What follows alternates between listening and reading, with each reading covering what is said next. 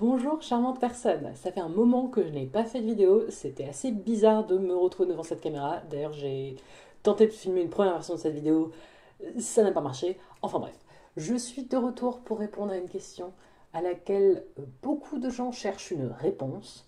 Ça fait quoi en fait un diplômé Sciences Po? Qu'est-ce que ça fait dans la vie, quelqu'un qui a un diplôme de Sciences Po? Quelle valeur ça a? À quoi ça sert? Qu'est-ce qu'on devient vraiment après avoir fait Sciences Po?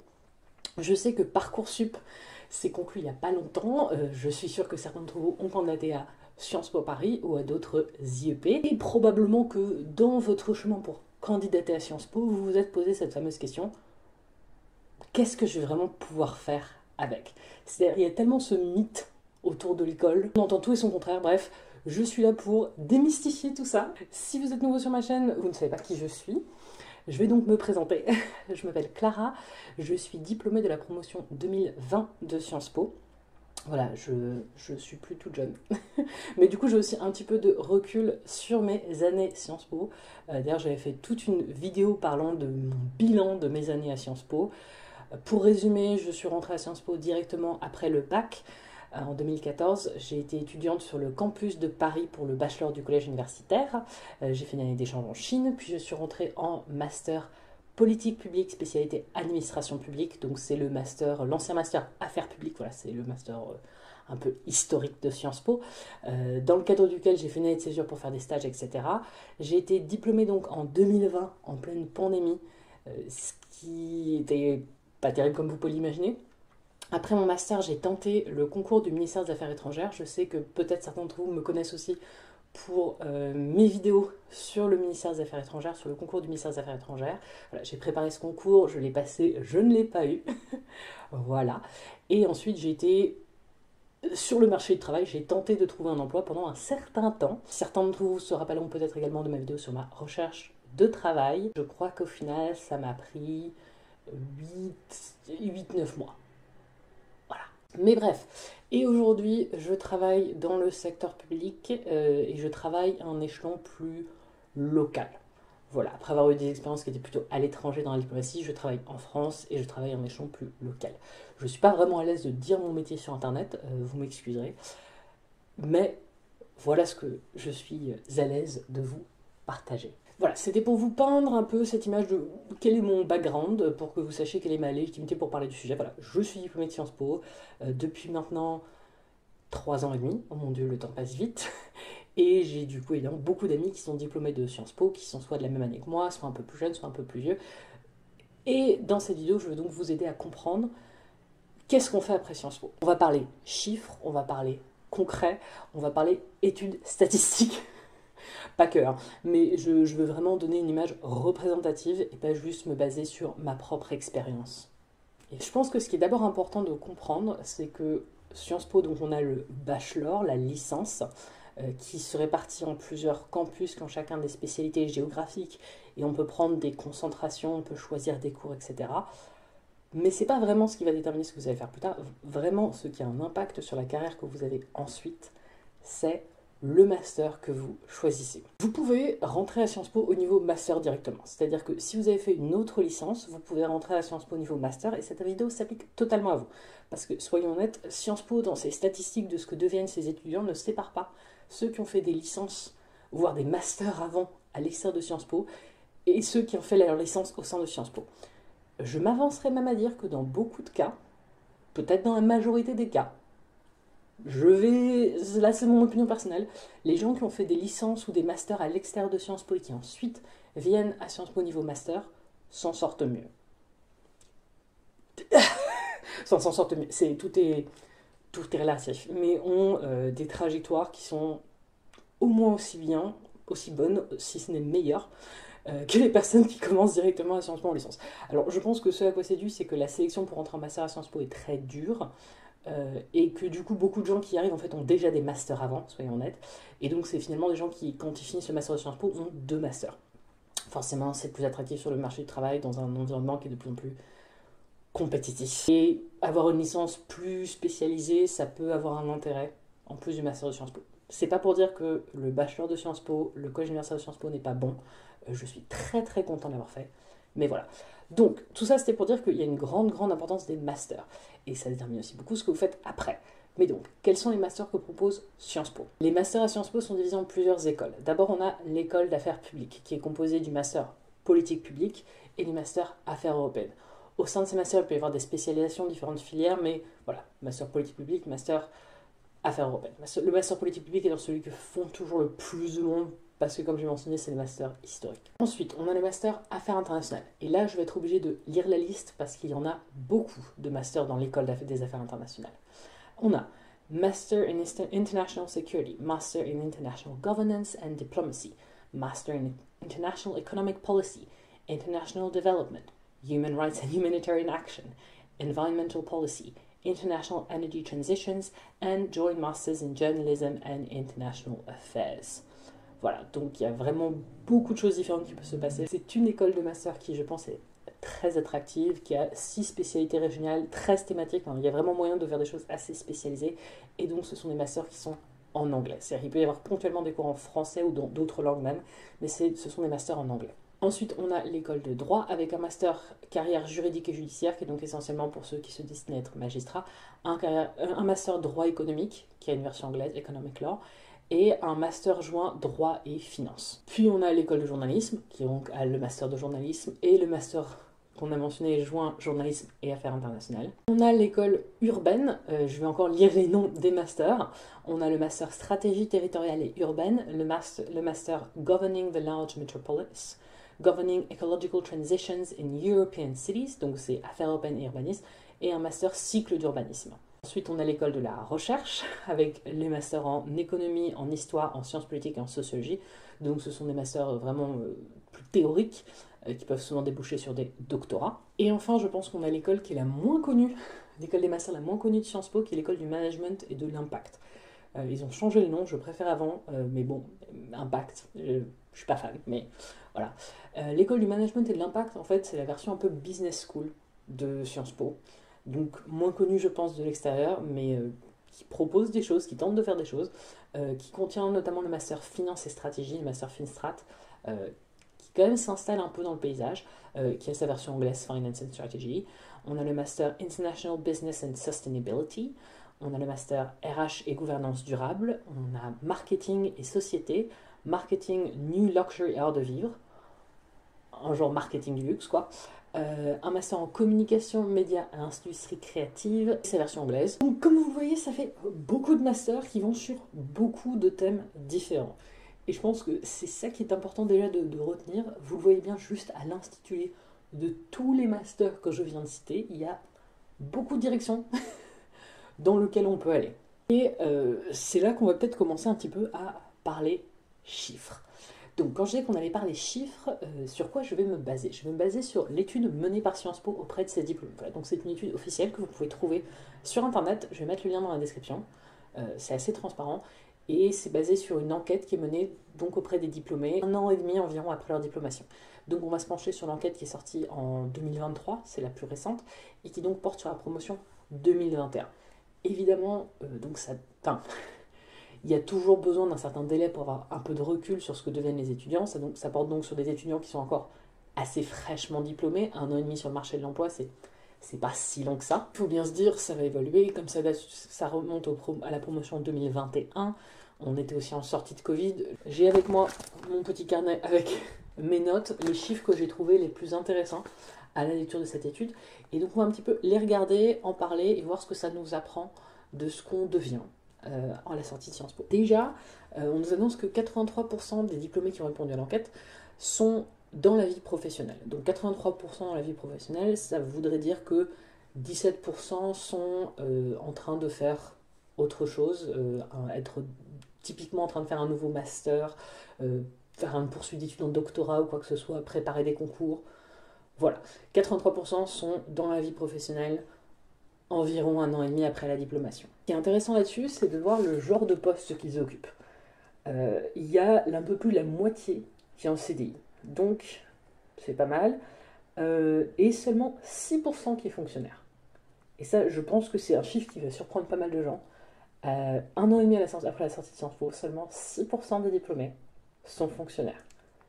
Voilà, là déjà je pense qu'on casse pas mal de code. Après, il y a 15% de contractuels de la fonction publique. Spoiler alert, je suis contractuel de la fonction publique. Et on a 1% de fonctionnaires internationaux. On a plus 6% de contractuels en organisation internationale. Donc on a 7% des gens en activité qui travaillent pour une organisation internationale. 4% qui sont en VIE ou VIA, donc volontaires internationaux à l'étranger, ou en entreprise ou en administration. Vous voyez un petit peu en termes d'international ce qui se dessine, sachant que si on pose pour une organisation internationale, ça peut être l'UNESCO qui est basée à Paris, ça peut être l'OCDE qui est basée à Paris. Du coup, d'ailleurs, je réponds tout de suite à la question, il y a un tiers des diplômés qui sont à l'international. Voilà, un étudiant sur 3, un diplômé sur 3 part à l'international. Ce qui peut être intéressant, parce que je sais que beaucoup de gens veulent faire Sciences Po parce qu'ils rêvent d'une carrière à l'étranger, qu'ils rêvent de tout ce qui est institution étrangère. Il faut quand même préciser qu'un étudiant sur 3, donc c'est pas mal, franchement, donc ça montre l'internationalisation de Sciences Po. Après, ça prend en compte dans les chiffres tous les étudiants de master qui viennent eux-mêmes de l'étranger. C'est-à-dire qu'il y a beaucoup d'étudiants qui viennent en master à Sciences Po, qui donc deviennent des diplômés de Sciences Po, qui à la base viennent d'autres pays. Donc, qui sont déjà en mobilité. Alors évidemment, c'est des gens qui peuvent rester en France, mais je pense que ça joue un tout petit peu sur les chiffres, parce qu'il y en a qui naturellement ont cette mobilité déjà, donc vont continuer à aller dans d'autres pays, ou qui vont revenir dans leur pays d'origine, et qui contribuent à cette idée d'étudiant qui part à l'étranger, alors que c'est plus un retour. Bref, tout ça pour dire, il faut peut-être le prendre un tout petit peu avec des pincettes, sur ce taux de départ à l'étranger. Autre chiffre intéressant, c'est qu'il y a 4% de chefs d'entreprise indépendants. Voilà, donc ça peut être du freelance, je pense, avec le journalisme, etc., mais c'est aussi de la création d'entreprise. Et personnellement, je connais au moins une personne qui a créé son entreprise. Donc, pour rentrer dans les secteurs, parce que là j'ai donné un peu des grandes catégories, donc pour rentrer dans les secteurs, comme je l'ai dit, le secteur public est en fait en minorité.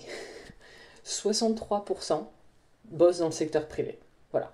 63% bossent dans le secteur privé. 21% dans le secteur public. 7% dans l'organisation internationale. 9% en ONG et associations. Voilà. Donc, on va dire qu'organisation internationale, ONG, association, on va mettre ça dans le non-profit, voilà, l'univers du pas pour faire des bénéfices, donc on va un peu agglomérer ça si on veut avec le secteur public. Mais donc même en agglomérant ces chiffres ensemble, on est à 37%. Enfin, voilà, il y a toujours une majorité des diplômés dans le secteur privé. Que font ces gens dans le secteur privé? Du coup, la question, que font tous ces gens dans le secteur privé? Eh bien, ils font beaucoup de choses différentes. Un des premiers postes, c'est le conseil. Je crois qu'il y a 18% sont en audit ou en conseil. Et je vais être honnête avec vous, ça se vérifie tout à fait d'après mon expérience. Je dirais que beaucoup de mes amis sont dans le conseil. Ça peut être du conseil aux organisations publiques, ça peut être du conseil pour le public. Alors peut-être que vous ne voyez pas forcément ce que c'est le conseil tous, mais donc c'est l'idée de travailler pour un cabinet qui est engagé sur des missions ponctuelles auprès de différents organismes. Ça peut être des entreprises, ça peut être des groupes publics, ça peut être plein de choses, pour les aider à développer un projet, résoudre un problème. Donc ça peut vraiment être une grande variété de choses. Donc j'ai des amis qui sont dans le conseil plutôt vers les institutions publiques, donc comme ils comprennent le secteur public, ils viennent aider le secteur public. J'en ai qui sont plus vers le privé, j'en ai sur des modèles un peu intermédiaires. Voilà. Il y a beaucoup de choses qui peuvent rentrer dans les métiers du conseil. 6% sont en banque, finance, assurance. C'est pas rien. Moi-même, j'avoue, j'étais un peu surprise. Je m'y attendais pas forcément. Je connais personne personnellement qui bosse juste en banque, finance. Ensuite, on a 5% en éducation, recherche, think tank. Donc, il faut penser à tous les gens qui vont continuer une carrière qui va être soit purement dans la recherche en mode travailler pour un des labos, une des institutions de recherche de Sciences Po, d'autres institutions de recherche. Il faut penser par exemple à l'IFRI, qui est un des grands, l'Institut français de relations internationales.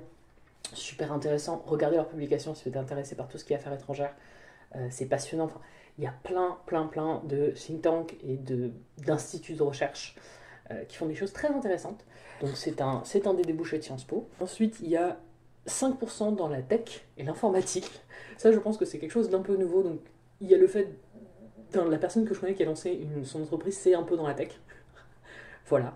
Et en général, forcément, on est des générations qui vont avoir envie d'être dans ces milieux-là et qui peuvent, pour certains, je sais, avoir un diplôme de Sciences Po, mais ensuite s'orienter vers des métiers qui sont beaucoup plus proches de l'informatique. Ou en général des nouvelles technologies. On a 4% presse et médias. Voilà, donc j'imagine édition, journalisme, L'école de journalisme de Sciences Po est quand même assez réputée, prend assez peu d'étudiants parce que le journalisme est un secteur complexe et ça demande, enfin même en termes d'enseignement, je sais qu'ils ont beaucoup de travaux très pratiques. Je connais au moins 2 personnes qui sont journalistes, voilà, qui sont devenues journalistes en sortant de Sciences Po, et qui font du travail fantastique, c'est vachement cool. Est-ce que vous sentez que je suis un peu jalouse? Le journalisme, c'est un de mes rêves de jeunesse, voilà, donc je trouve ça très stylé.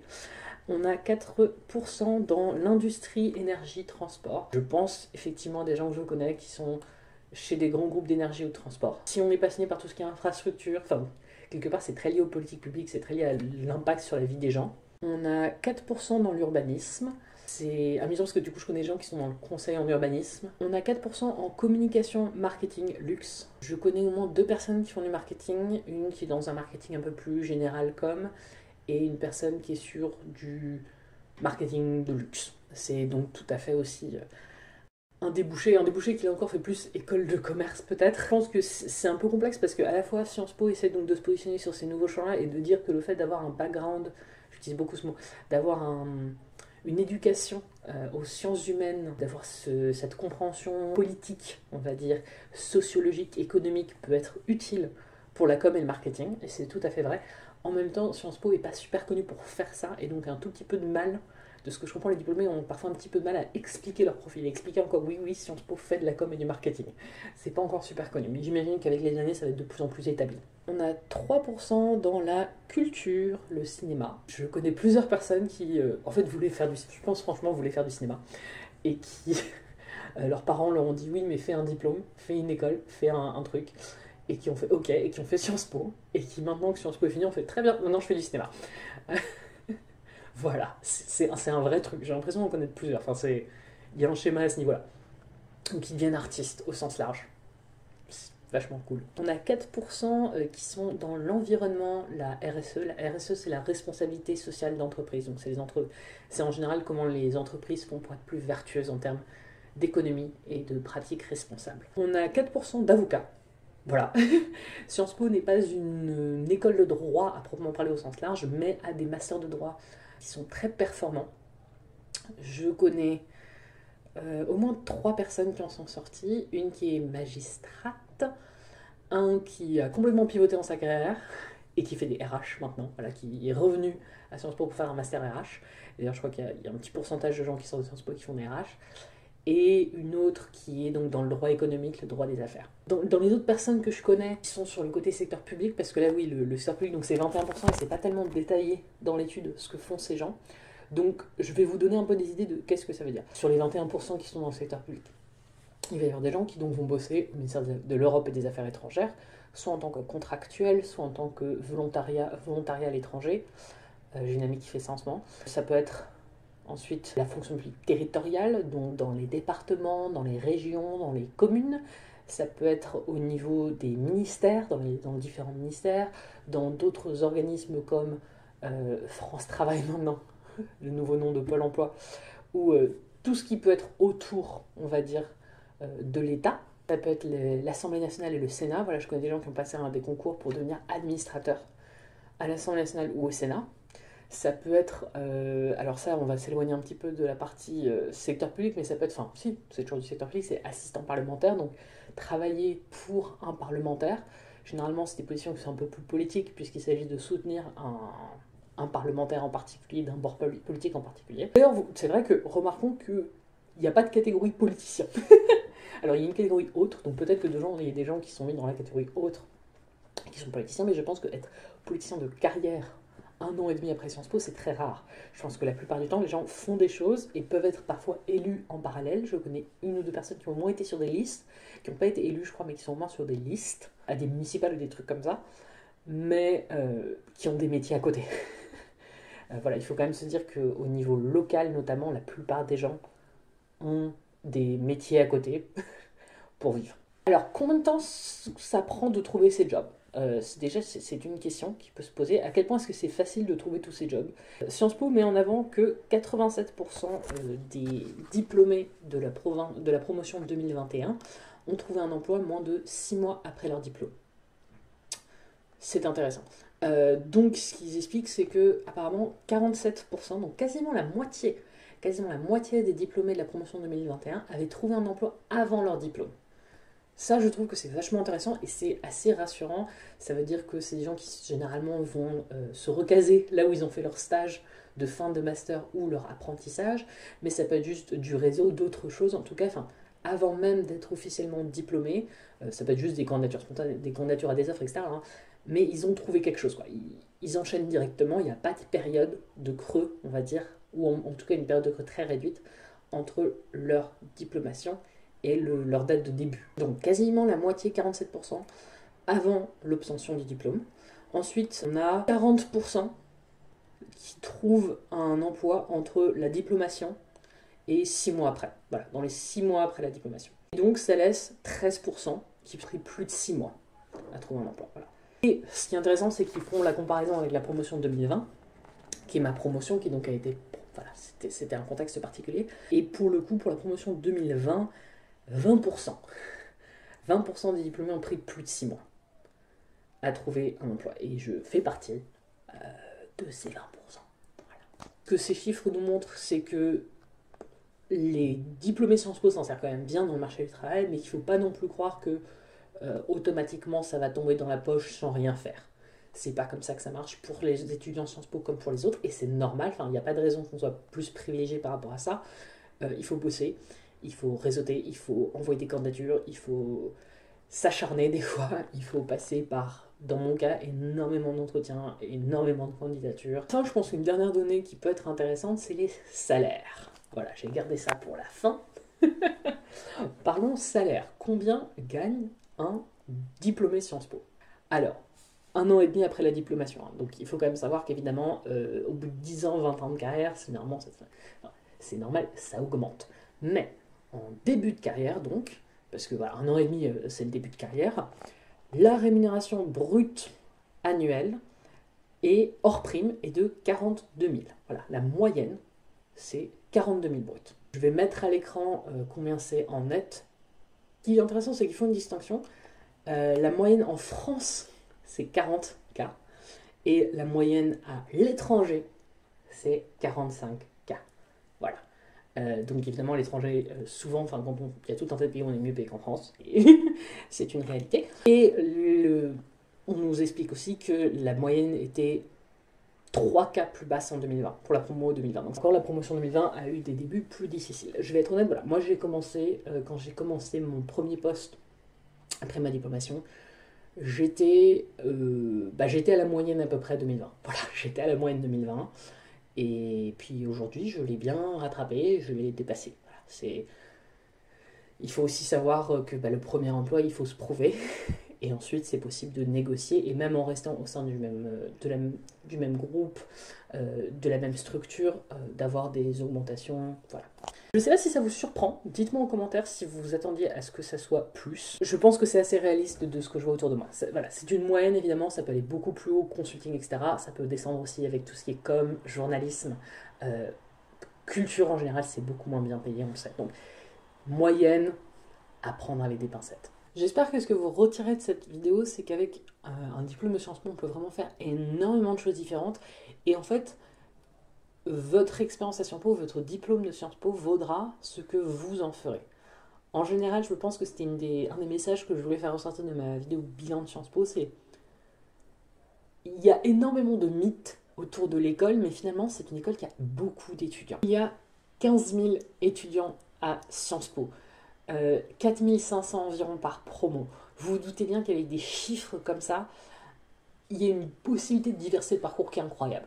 Les rencontres que vous faites, les profs que vous pouvez avoir et ce qu'ils vont vous apprendre, ou à quel point ils vont vous dégoûter de certaines manières, ou à quel point ils vont vous passionner, les deux peuvent arriver, tous les profs à Sciences Po ne sont pas parfaits. Mais voilà, à quel point ils peuvent vous ouvrir l'esprit aussi, à quel point ils peuvent vous présenter des gens, les stages que vous allez faire, vos intérêts à vous, ce sur quoi vous allez vous concentrer, ce à quoi vous allez décider de consacrer du temps, tout ça va avoir un énorme impact sur ce que vous allez faire après. Et donc par là, je veux dire, il n'y a pas un seul petit truc qui va tout déterminer. Ce que vous allez faire à la sortie de Sciences Po ne dépend pas juste du diplôme de Sciences Po. Et franchement, dans la plupart des cas, allez, honnêtement, dans la totalité des cas, vous pouvez avoir ça sans faire Sciences Po. Sciences Po va probablement vous faciliter la tâche dans beaucoup de domaines. Sciences Po ne fera pas tout. Voilà. Donc vous pourrez faire ces choses-là sans faire Sciences Po si vous bossez beaucoup dans cette direction. Et même si vous faites Sciences Po, vous pourrez peut-être ne pas y arriver. C'est à vous d'en construire ce que vous voudrez en faire. Et les débouchés dépendront de ça. Voilà. J'espère que cette vidéo vous a été utile, que vous l'avez trouvée intéressante. Dites-moi en commentaire quelles sont les choses qui vous ont les plus surpris. Dites-moi aussi ce que vous avez envie de faire, ce qui vous intéresse. Voilà. N'hésitez pas à poser vos questions. Je sais pas si je vais continuer vraiment à faire des vidéos sur Sciences Po. J'avais un peu envie de faire cette vidéo de qu'est-ce qu'on devient après, parce que je pense que c'est approprié. Mais comme maintenant, là, ça fait quand même quelques années que je suis diplômée maintenant, je ne vais pas continuer ad vitam aeternam à faire des vidéos sur Sciences Po. Je pense qu'il y a des étudiants en ce moment à Sciences Po qui peuvent en parler avec cette expérience de ce que ça devient maintenant, parce qu'une institution, ça change, ça évolue. Voilà. Mais je suis toujours ultra ravie de savoir à quel point ce que je fais, ce que je partage avec vous, peut vous aider dans vos choix, peut vous aider à réfléchir, peut vous... tout simplement vous faire voir d'autres possibilités, vous aider à mieux comprendre ce que peut représenter une institution comme Sciences Po. Je suis super reconnaissante à tous les gens qui... Alors que ça fait aussi longtemps que j'ai pas fait de vidéo, ça fait vraiment super longtemps que j'ai pas fait de vidéo. Et je continue à recevoir des messages de gens qui me disent à quel point c'est important pour eux. Et c'est vraiment super précieux pour moi. Merci beaucoup. Ça me rend juste très heureuse. Et je pense que dans les prochaines vidéos, il y aura quelques petites choses nouvelles. J'espère filmer un prochain voyage que je vais faire aux États-Unis, un gros road trip. Je vais partir pendant quasiment un mois. Ça va être trop cool. D'autres types de contenus qui peut-être vont arriver prochainement sur cette chaîne. Je vais essayer de m'y remettre.